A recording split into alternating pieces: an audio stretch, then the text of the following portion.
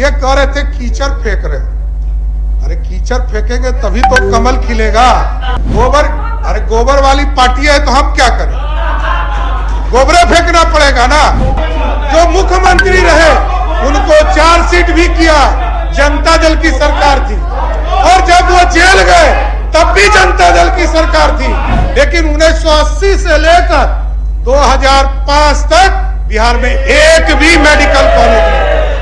कि मैं लालू जी के साथ भी काम किया, लेकिन कभी लालू जी ने यह नहीं पूछा कि सरकार में बैठे हो तो कुछ काम कर रहे हो कि नहीं। लेकिन नीतीश कुमार जी के राज्य में रोज पूछा जाता है कि काम कितना बड़ा है। मैंने तो कल भी सदन में कहा कि मैं लालू जी के साथ भी काम किया, लेकिन कभी लालू जी ने यह नहीं पूछा कि सरकार में बैठे हो तो कुछ काम कर रहे हो कि नहीं। लेकिन नीतीश कुमार जी के राज्य में रोज पूछा जाता है कि काम कितना बड़ा है, और आज रोज आगे बढ़ाने का काम किया जाता है। और इनको पता नहीं है, मैंने कल भी समझाया, इनके नेता को समझाया। ये लोग कहते थे, अच्छा है, धन्यवाद। आज समझिए कि ये कहते थे कि 2005 के पहले बिहार में कुछ नहीं था क्या। लेकिन आप इस याद कीजिए, आजादी के पहले से पीएमसीएच बना, और 1979 में जब सरदार कर्पूरी ठाकुर जी बिहार के मुख्यमंत्री हुए, उनके समय कुछ मेडिकल कॉलेज बने, उसके पहले कुछ मेडिकल कॉलेज बने। लेकिन 1980 से लेकर 2005 तक बिहार में एक भी मेडिकल कॉलेज नहीं, एक भी नहीं खुला। और आदरणीय नीतीश कुमार जी के नेतृत्व में, मैं सिर्फ बताना चाहता हूं आपको डिटेल से कि 2008 में नीतीश कुमार जी के नेतृत्व में बेटिया का मेडिकल कॉलेज खोलने का काम किया गया, पावापुरी का मेडिकल कॉलेज खोलने का काम किया गया, पटना में आईजीएमएस का मेडिकल कॉलेज खोलने का काम किया गया, पूर्णिया में मेडिकल कॉलेज खोलने का काम किया गया, मधेपुरा में मेडिकल कॉलेज खोलने का काम किया, समस्तीपुर में मेडिकल कॉलेज खोलने का काम किया गया, छपरा में मेडिकल कॉलेज खोलने का काम किया गया, और अभी प्रगति यात्रा में नीतीश कुमार जी के नेतृत्व में 7 मेडिकल कॉलेज और स्पष्ट तौर पर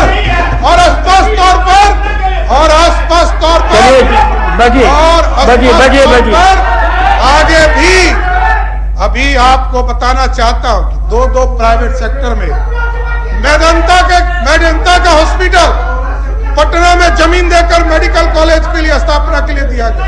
और साथ ही साथ, और गरीब के बारे में तो मुख्यमंत्री जी साफ तौर पर बताते हैं कि मेडिकल सेक्टर में जहां पूरे एक एडिशनल पीएससी में मात्र 39 लोग आते थे, आज 11,000 लोग मेडिकल के सेक्टर में इलाज कराने आते हैं। और जिस यूनिवर्सिटी की बात कर रहे हैं, जितना बोल रहे हैं ना, इतना तो मैं गारंटी देता हूं सिद्दीकी साहब को कि दुगना यूनिवर्सिटी खोलने का काम नीतीश कुमार के नेतृत्व में किया गया। एकदम पूरी तरह स्पष्ट है। ये लोग देखिए, सभापति महोदय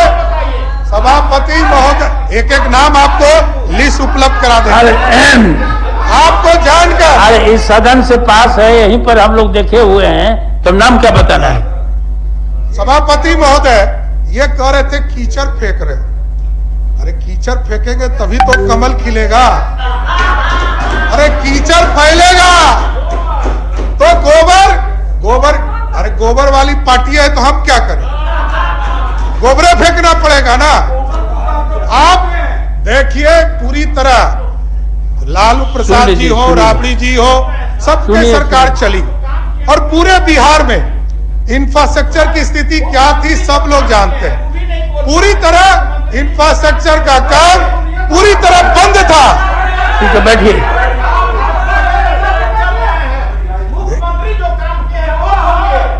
देखिए, इनको कुछ नहीं है, इनको भागने की तैयारी है सभापति महोदय।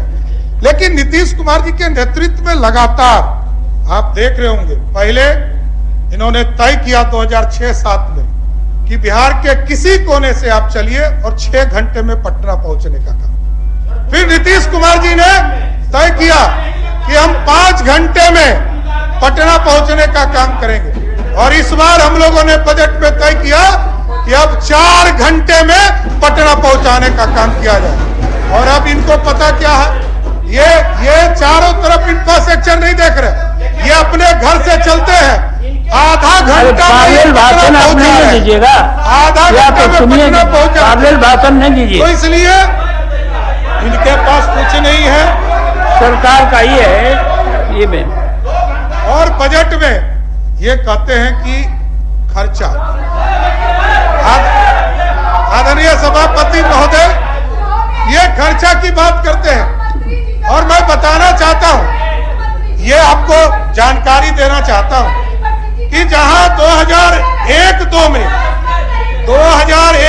में बिहार में 23% खर्चा राशि होती थी, आज 96.6% खर्चा करने का काम नीतीश कुमार जी के नेतृत्व में होगा। और आगे भी मैं बताऊंगा इसको भी विस्तार से।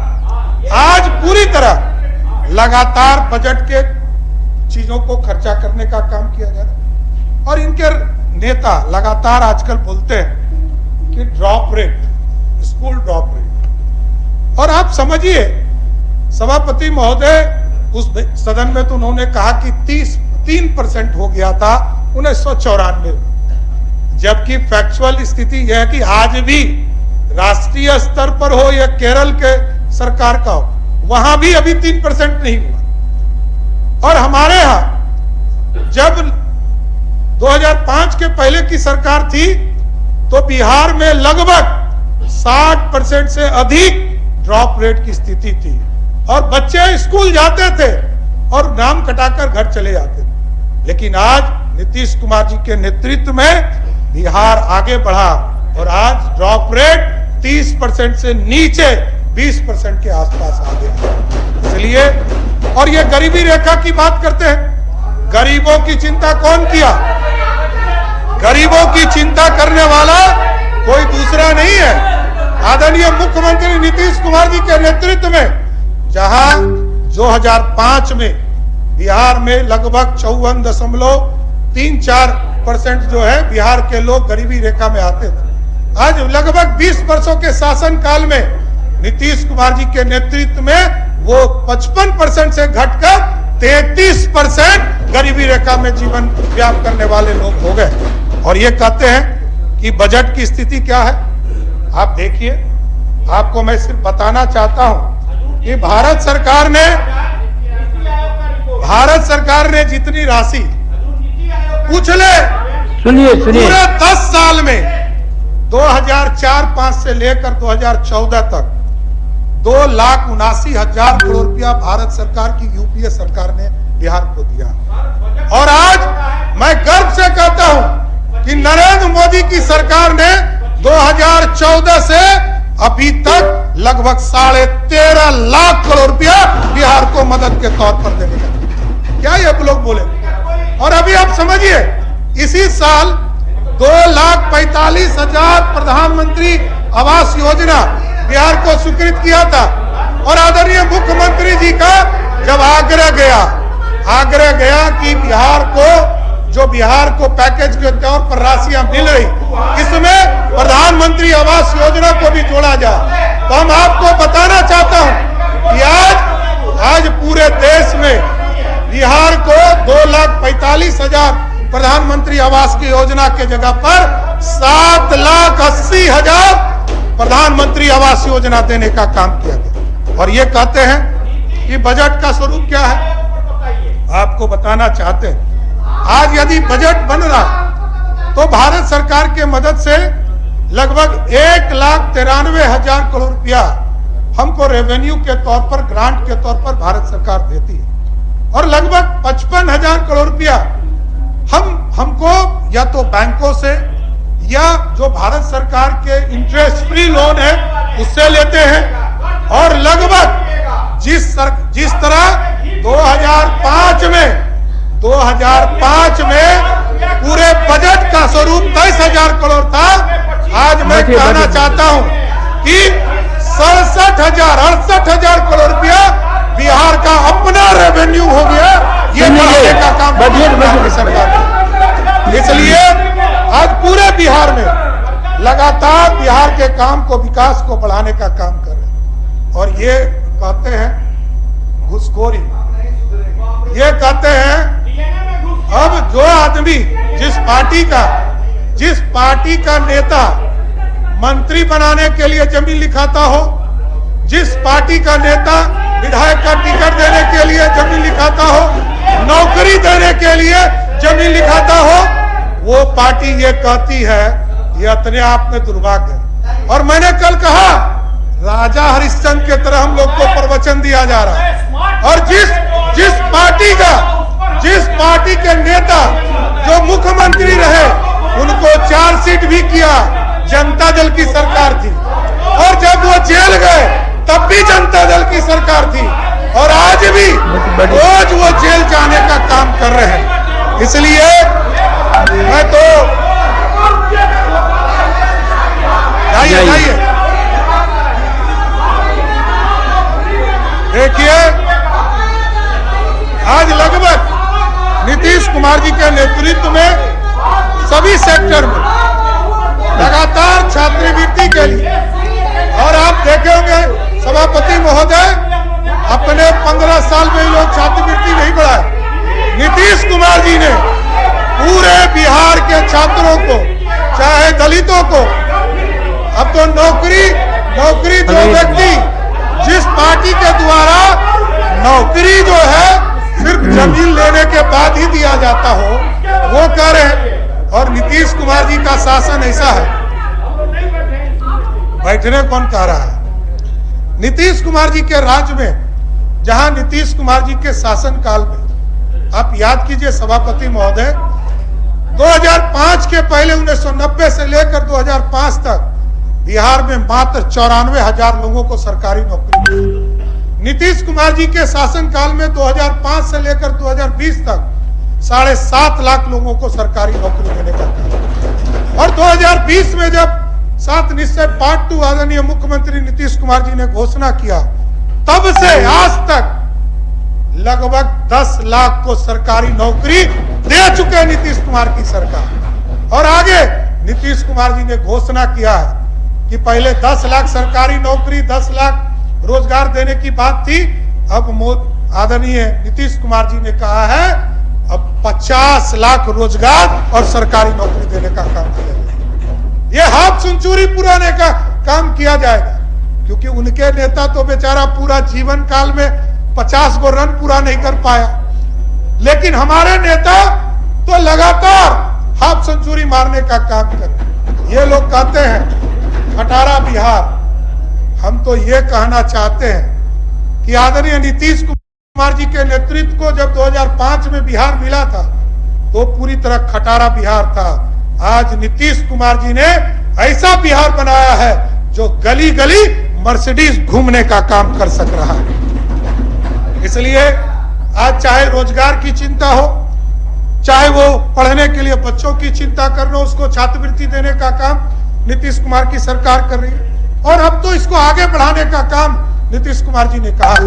अभी 14 डिग्री कॉलेज की स्वीकृति आदरणीय मुख्यमंत्री जी ने दिया और अभी तय किया है हम लोगों ने बजट में। इसी बजट में जब आप चाबी देंगे तो आगे 350 डिग्री कॉलेज हम सभी ब्लॉक में खोलने का काम पूरे राज्य स्तर पर करने का काम किया जाए। इसके साथ साथ अध्यक्ष सभापति महोदय, कई चीजें आपने देखा होगा कि हम प्रदेश में खेल की भावना को भी बढ़ाने का काम किया जा रहा।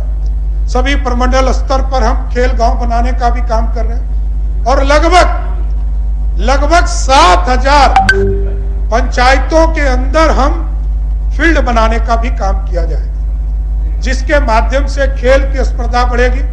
हम स्पोर्ट क्लब बनाने का काम पंचायतों में कर रहे हैं और पंचायत को राशि देकर पूरा फोकस करेंगे कि खेल के सामग्री भी उसको उपलब्ध कराएंगे, जिसके माध्यम से खेल की स्पर्धा हमारे पंचायत लेवल पर बढ़ सके।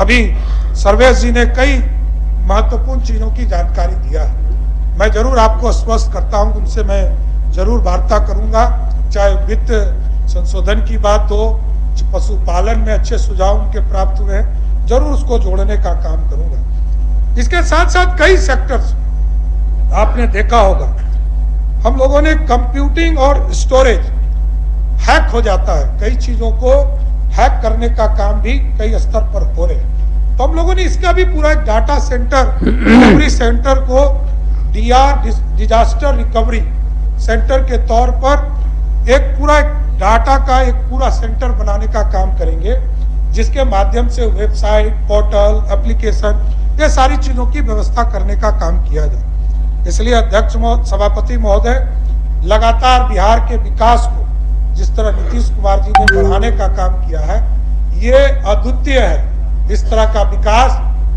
खासकर जिस तरह बिहार को एक बाहर निकालने का काम किया, गरीबों के राज से बाहर निकालने का काम किया और ये प्रगतिशील बिहार बनाने का काम किया है। इसलिए इस बजट में जो विधेयक है, विनियोग बजट, इसको मैं पारित करने की स्वीकृति के लिए आपके आग्रह करता हूं, जिसके माध्यम से बिहार को गति दिया जा सकेगा और नीतीश कुमार के नेतृत्व में जो बिहार है और आगे बढ़ सके, इसके लिए मैं स्वीकृति चाहता हूं। आप सभी सदस्यों से स्वीकृति का आग्रह करता हूं कि इसको स्वीकृत करके बिहार के विकास को आगे बढ़ाने का काम कीजिए। बहुत बहुत धन्यवाद। धन्यवाद।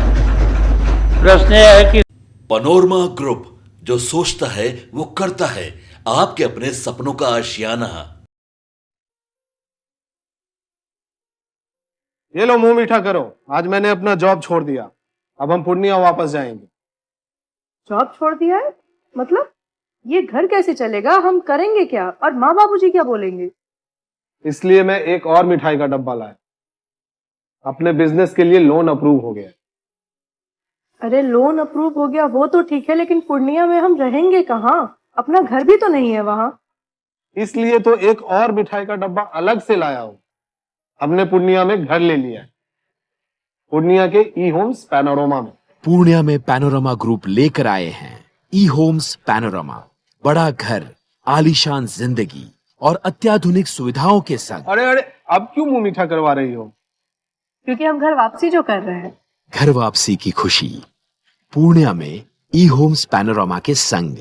ई homes panorama, luxurious lifestyle redefined.